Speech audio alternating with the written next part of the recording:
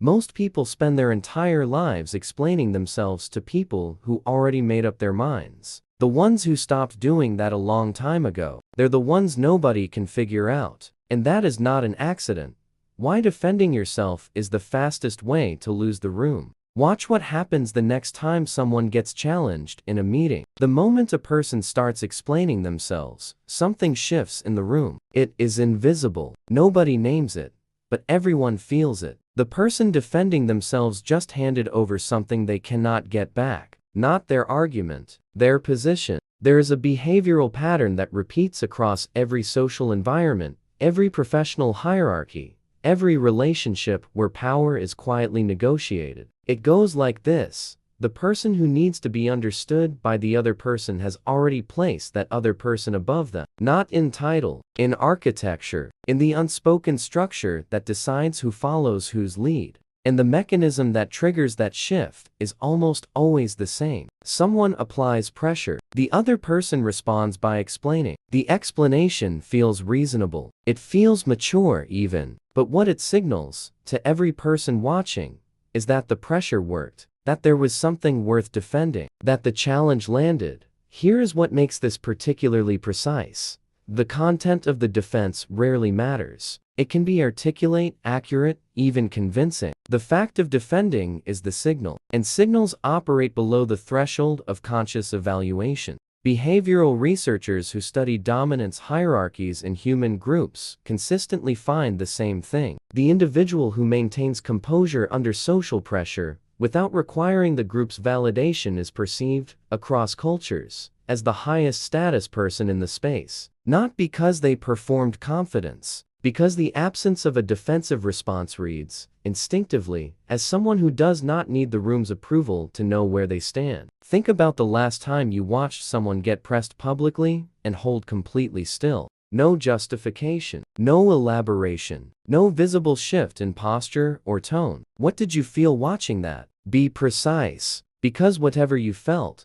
every other person in that room felt it too. That stillness is not emptiness. It is the external evidence of something internal that most people spend their whole lives never building. The question worth sitting with, what would it cost you, specifically, to say nothing the next time someone questions you in public? How the need to be understood becomes the mechanism that controls you. There is a specific kind of exhaustion that nobody talks about honestly. It is not the exhaustion of doing too much. It is the exhaustion of managing how you are perceived, of running a constant background process that monitors what people think of you, flags discrepancies, and generates responses designed to correct the record. Most people carry that process every single day without ever naming it. And here is the part that makes it interesting.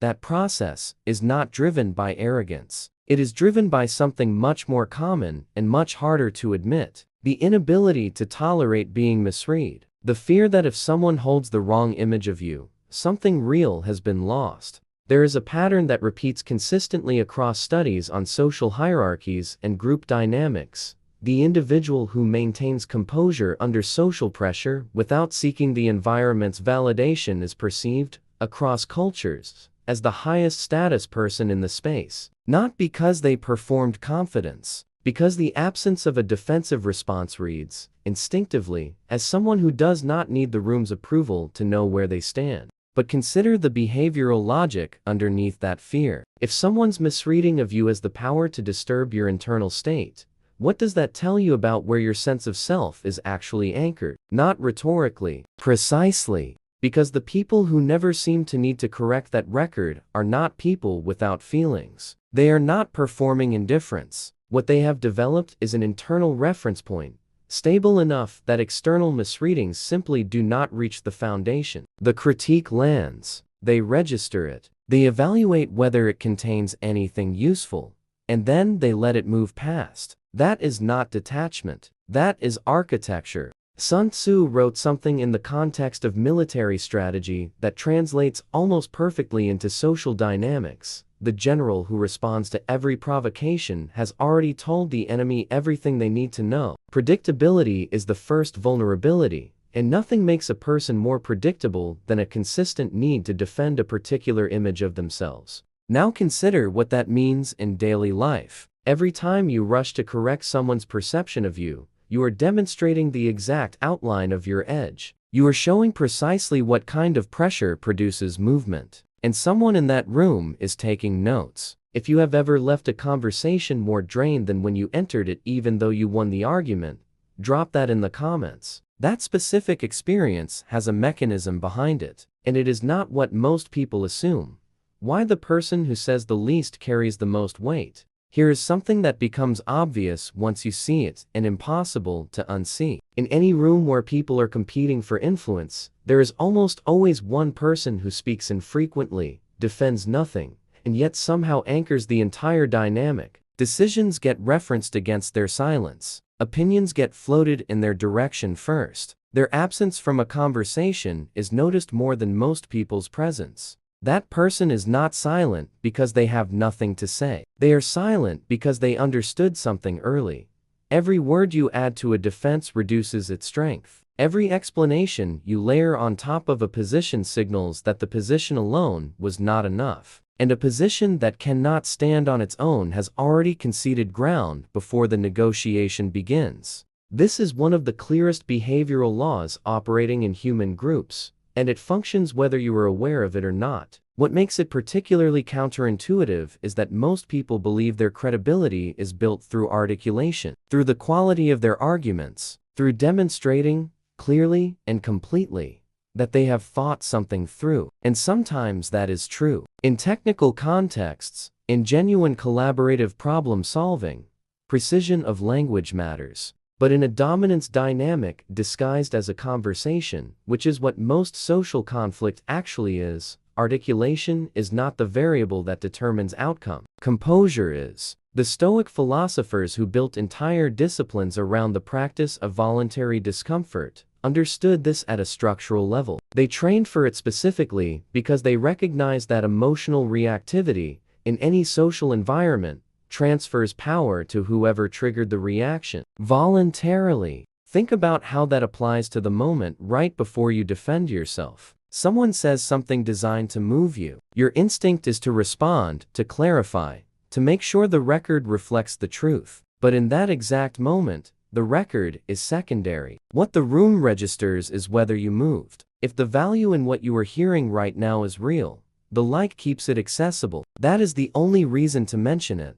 What actually happens inside you when you stop explaining? Be still for a second. Not conceptually, physically. Think about someone you know. Someone whose presence changes the temperature of a room without them doing anything visible to produce that effect. Someone who, when pressed, does not scramble. Who, when questioned, does not rush. Who simply remains. Have you ever tried to describe why that person feels different? Most people cannot. They will use words like grounded, or solid, or real. Words that gesture at something without naming it. Here is what they are actually pointing at. That person stopped needing something that most people need constantly without realizing it. They stopped needing the external environment to confirm what they already know internally. And when that need disappears, something profound happens to your relationship with conflict. It stops being a threat to your identity. It becomes information. Someone pressing you tells you something about them, about what they expect to produce, about what they are trying to establish.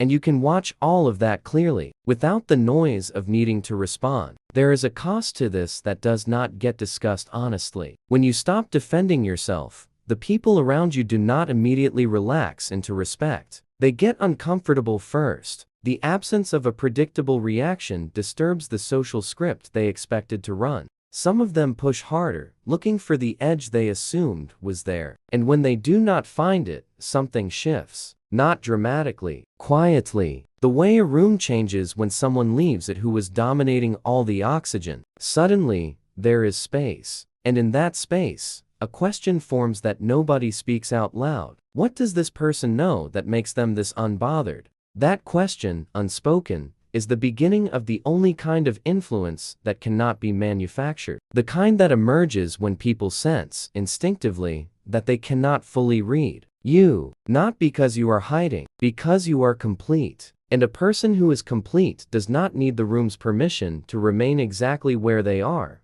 Why? The most dangerous person in any room is the one who needs nothing from it. There is a final layer that most people resist because it sounds like giving up. Stopping the defense sounds like surrender, like letting the wrong version of you exist in someone else's mind without correction, like accepting a loss, but run the logic forward and see where it actually lands. When you refuse to defend, you remove the mechanism that makes the attack functional. Provocation is not designed to prove a point. It is designed to produce a reaction. The reaction is the reward. Without it, the entire sequence collapses. There is nothing to escalate, nothing to use as leverage, nothing to point to later. The attack dissolves into the person who launched it. This is not philosophy. It is mechanics. The people who operate at this level are not cold. They are not detached from what is happening around them. They are, in most cases, deeply attentive. They simply have no reflex that requires them to perform their internal state for external consumption.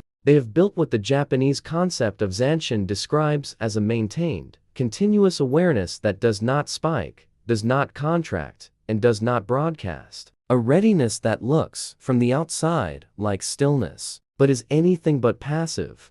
Now consider what kind of person you are dealing with when you meet someone who genuinely operates this way. You cannot find their edge. You cannot read their ceiling. You do not know what would produce a response, because nothing visible has so far. That uncertainty is the source of the weight they carry, not status, not authority. Uncertainty. The one question worth leaving with: who in your life right now benefits from your need to explain yourself to them? Not who asks you to defend yourself. Who benefits from the fact that you feel you have to. Sit with that, because the answer to that question tells you something more useful than anything said here. If this kind of analysis reaches you differently than most content does, the next video goes further into the specific dynamic that keeps intelligent people locked inside conversations they should have exited long ago. Subscribe and turn on notifications, because that one will not be comfortable. For those who made it here, what situation in your own life do you keep re-explaining to someone who was never actually asking for clarity? Leave that below. The pattern in those answers is always the same, and it is worth naming. The next time you feel the pull to defend yourself, do this instead. Say nothing and count silently to 7. Not as a technique, as an experiment. In those 7 seconds, ask yourself one question only: am I about to respond to what was actually said, or to the discomfort of being misread? If it is the second, stay quiet. Notice what the other person does with the silence you just created. That observation is more valuable than any argument you could have made. This content explores patterns of human behavior and applied behavioral psychology for educational and reflective purposes. Historical and philosophical references are presented as observable patterns and conceptual frameworks, not as definitive claims or verified accounts of specific events.